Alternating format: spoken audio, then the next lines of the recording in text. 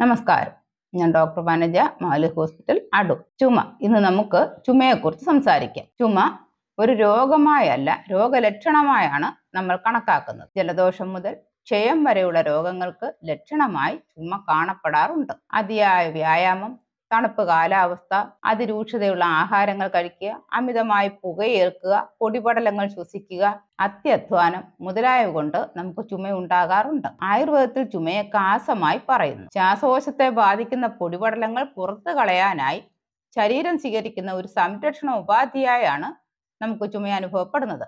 അന്തരീക്ഷ മലിനീകരണം, കഫവർധനയുള്ള ആഹാരങ്ങൾ ഒഴിവാക്കുക, തണുപ്പ് കാലാവസ്ഥ ഒഴിവാക്കുക, ഇവയൊക്കെ കൊണ്ട് തന്നെ നമുക്ക് ചുമയെ ഒരു പരിധി വരെ നിയന്ത്രിക്കാൻ സാധിക്കും. ചികിത്സയുടെ അടിസ്ഥാന തത്വം തന്നെ കാരണത്തെ ഇല്ലാതാക്കുക എന്നുള്ളതാണല്ലോ. ഇതിന് ചേരുന്ന ജീവിതശൈലികൾ അനുസരിക്കുകയും പുകവലിയും മുതലായവ ഉപേക്ഷിക്കുകയും ചെയ്യുമ്പോൾ തന്നെ ചുമയ്ക്ക് ഒരുപാട് വ്യത്യാസം കണ്ടു തുടങ്ങും. ചുമയുടെ അവസ്ഥാവിശേഷവും കഫത്തിന്റെ ലക്ഷണവും നോക്കി തന്നെ നമുക്ക് ഏത് രോഗനിമിത്തമാണ് ചുമ വന്നത് എന്ന് മനസ്സിലാക്കാൻ സാധിക്കും. ദുർഗന്ധത്തോടു കൂടിയും കഫത്തോടു കൂടിയുമുള്ള ചുമയിൽ ശ്വാസകോശ വ്രണങ്ങൾ വരെ സംശയിക്കാം. ന്യൂമോണിയയിൽ നമുക്ക് നെഞ്ചുവേദനയോടുകൂടിയ ചുമ അനുഭവപ്പെടും.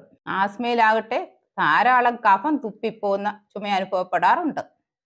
അപ്പോൾ തന്നെ രോഗിക്ക് ആശ്വാസം കിട്ടുകയും ചെയ്യും. ആടലോടക നീര് കഴിക്കുക, ആടലോടക ഇല ഉണക്കിപ്പൊടിച്ച് ശീലപ്പൊടിയാക്കി കുറേശ്ശെ പൊടിയായി കഴിക്കുക, ഇവയൊക്കെ നിത്യവും ശീലിക്കുന്നതുകൊണ്ട് ചുമ വരാതെ ഒരു പരിധി വരെ നമുക്ക് സംരക്ഷിക്കുവാൻ സാധിക്കും. ആടലോടക ഇല വറുത്ത് തുല്യ അളവിൽ മലരും തേനും ചേർത്ത് കഴിക്കുന്നതും ഇതിന് നല്ലതാണ്. കൂടാതെ ആയുർവേദ വിധിപ്രകാരമുള്ള ദശമൂലാരിഷ്ടം, അമൃതാരിഷ്ടം, സുദർശനാരിഷ്ടം ഇവയൊക്കെ തന്നെ രോഗത്തിന് ഹിതമായിട്ട് ഉപയോഗിക്കുന്ന ഔഷധങ്ങളാണ്. തൈര്, തണുത്ത വെള്ളം ഉപയോഗിക്കുക, ഫ്രിഡ്ജിൽ വെച്ച ആഹാര സാധനങ്ങൾ ഉപയോഗിക്കുക, ഇവയൊക്കെ തന്നെ ചുമയുള്ളയാൾ തീരെ വർജിക്കേണ്ടതാണ്. ബ്രോങ്കൈറ്റിസും നമുക്ക് ആദ്യം ചുമയായിട്ടാണ് പ്രത്യക്ഷപ്പെടുന്നത്. ഇങ്ങനെയുള്ള ഔഷധ പ്രയോഗങ്ങൾ നമ്മൾ വീട്ടിൽ തന്നെ ചെയ്യുന്നതൊക്കെ കൊണ്ട് തന്നെ ചുമ മാറാതിരിക്കുകയോ അത് നമുക്കൊരു ശല്യമായി മുന്നോട്ട് പോവുകയോ ചെയ്യുകയാണെങ്കിൽ തീർച്ചയായും ഒരു ഡോക്ടറെ കണ്ട് അതിനുള്ള യഥാവിധി മരുന്ന് കഴിക്കേണ്ടതാവുന്നു. എൻ്റെ വീഡിയോ ഇഷ്ടമായെങ്കിൽ ലൈക്ക് ചെയ്യാനും ഷെയർ ചെയ്യാനും മറക്കാതിരിക്കുക. സംശയങ്ങൾക്ക് താഴെ കാണുന്ന നമ്പറിൽ കോൺടാക്ട് ചെയ്യുക. വീണ്ടും അടുത്ത ഒരു വിഷയവുമായി നമുക്ക് കാണാം.